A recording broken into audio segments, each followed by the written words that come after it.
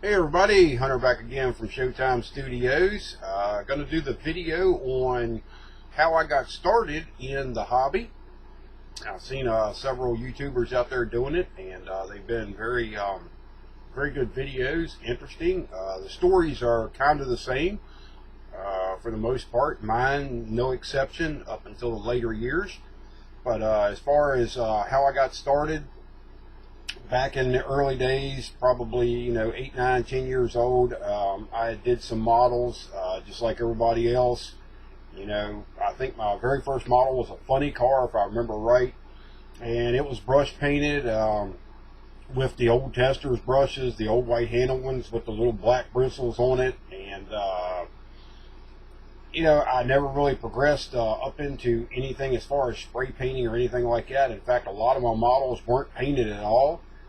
I can remember putting together the AMT 5-star General truck kit, and I remember putting that whole thing together, and it's molded in white and chrome, and that's the way it was when it was finished. So when you look back on it, it's like, wow, those were a lot easier times. And as far as a lot of times the fun of it, it was much more fun and relaxing back then. But as I got up into my early or pre-teen years, I guess you could say, I started racing BMX bikes and was pretty successful in that. I was up in the upper tier of points in the state of Virginia, and really felt that I was doing something that I was good at.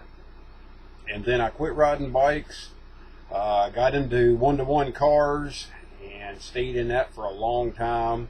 At 19 years old, I went into my first job in an automotive shop. I started out as a tire changer and never did anything with the hobby from that point on. Was still playing with the one-to-one cars and things like that. So we fast forward up to about the year, I think it was the year 2000. I picked up a model kit for the first time since I was a kid. Started building it, never got it done. Went and got another one, never got it done. I had found that thing called eBay and was able to order, just about anything I could possibly want off of it, which was cool. So in the year 2008, I had a whole collection of models. I had supplies, aftermarket parts, many started projects, nothing finished.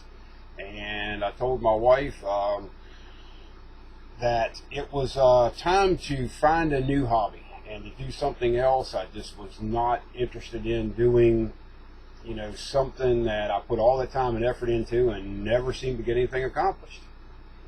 And I was going to give up the hobby altogether and basically sell everything off. And I was introduced to a gentleman that was the Region 2 coordinator for the IPMS Modeling Society. And that was a big turning point, not only for building models, but learning a lot more about the hobby and the competition side of it.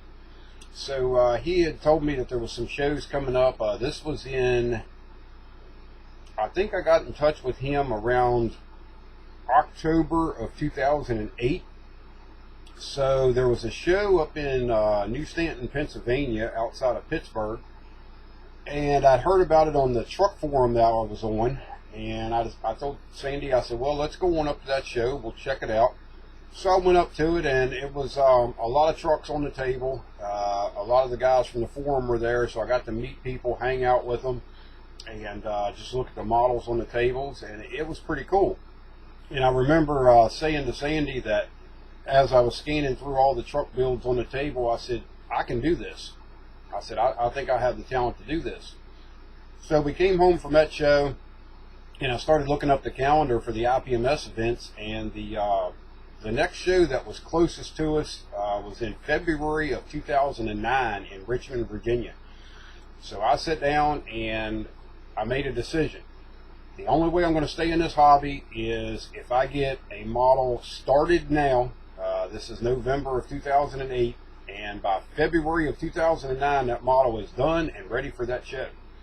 So I set set off on building the purple and white Peterbilt with the scratch built arched flatbed, the covered wagon, and that was my project.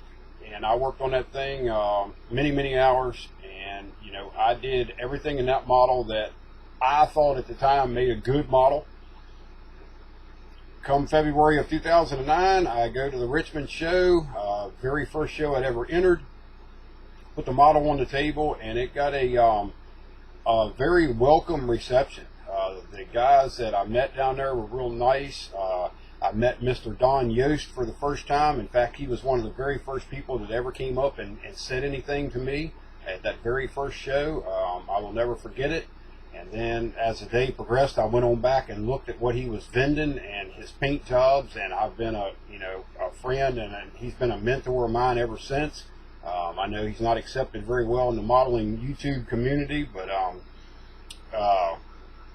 you know, it goes back a long ways with me. I have nothing against Don, never will, and you know, that's just my personal dealings. But Don was very interested in my model, talked to me, gave me some pointers on some things to do. And at the end of that show, I actually placed second at that show. We went to several more shows that year, and I was in the second to third standings on the podium. I didn't win a whole lot that year. Built a couple more models during that year. I think I finished up one in July, I think it was, or it might have been August, something like that. It was the Rouse Fire Hall fire truck that I did that I have a showcase video on. And all these models that I mentioned, if you go back through my archives, there's actually a individual video on each one of them. So if you want to kind of check out the timeline, you can do that. So I built the fire truck, and I was learning things from each show that we went to. I was learning along the way what to do, what not to do, you know, what the judges look for, things like table presence and just all kinds of different stuff. I was soaking it up and just, you know, learning all this stuff. So I put some of the stuff that I learned into that fire truck, and I took it to a Region 2 convention up in New Jersey, and it did win the category. But when I talked to the head automotive judge about critiquing the model, that he did. He critiqued that model very truthfully, I guess you could say. He told me all the things that should have been done, and throughout the whole thing, he never told me anything that I did right with the model. It was all what I needed to do different. So I took that information, and at the time it kind of made me a little upset because I thought it was a great model, but I took all that information to heart. And in 2010, I debuted the Ford 9000 with the scratch-built trailer and the tank on it. There's also a showcase video on that. And that model was the turning point for me, not only for trying to build a better model, push the envelope, but also getting on the top tier of the podium at the shows. That model went on to win just about every show that it's ever attended in 10 different states. That model has a lot of miles on it, thousands of models, you know, or miles traveling to shows and things like that. And it's won, you know, best ofs, best engine, best paint, best interior, a lot of things. But I look at that model today, and it still needs to be better. But at that point in time when I built it, it was the best that I could do. And you know, the next truck build that I done, I stepped it up even more. And the next build after that, I stepped it up even more. And that's what I do with all my builds. Back in 2011, I did my first car build since I had been a kid, and I debuted that at a convention, and it, of course, you know, won its category, and did not win Best Automotive. It was up for it.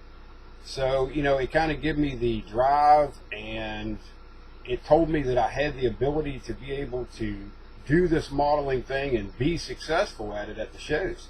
And the other thing for me is the shows create a goal.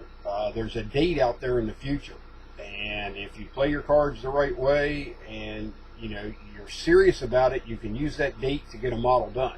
I basically get into the mindset where when February of the following year is coming around, at the end of February, the show in Richmond is usually our start to the season. I have to have what I consider a big model build done, so that is my goal. This year that did not happen. I've only got one model done this year, but this year has been totally different than all my other years of competition. Just life in general has really threw a curveball, and we're not going to get into that. But it's just one of those things that I found competition, and I found the dates that were out there in the future as a goal. And once I accomplish that, that's one goal. If I get on the podium at the shows, that's another goal. If I win a best of award, that's another goal. And a lot of my models that I build, I'm building them specifically for not only a certain category, but being in the competition game so long and learning, fellow competitors and what they're going to bring.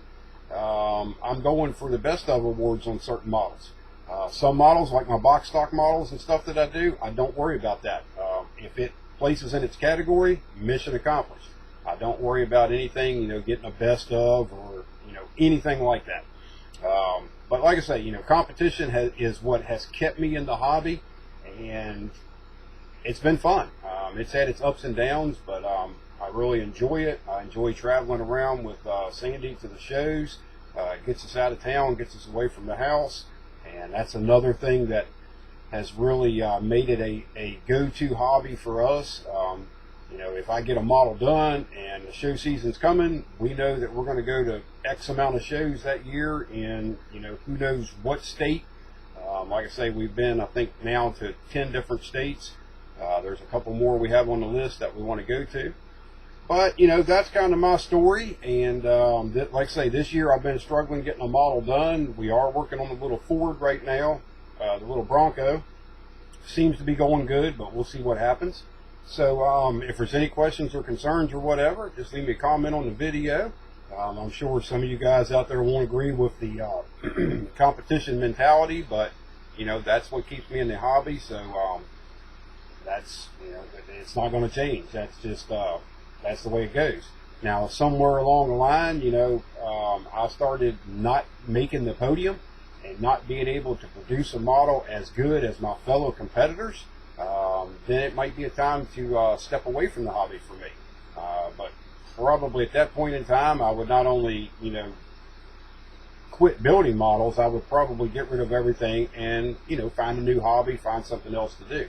But at this point in time, I feel I have the skills and the ability to, be successful and, I think turn out a good model. Most of my models all have a real nice track record and a lot of awards and stuff, so somebody else must like them too. So I'm going to continue to do that and hopefully continue to do videos for you guys and show my work to you and give you pointers and whatever, tutorials, things like that. All my tutorials are how I do my competition models. No secrets involved in it.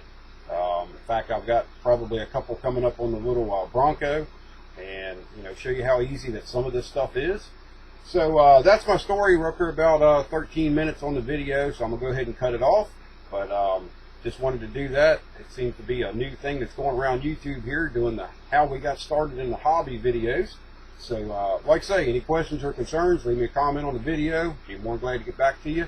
And like always, this is Hunter from Showtime Studios, and we'll talk to you later. Bye bye.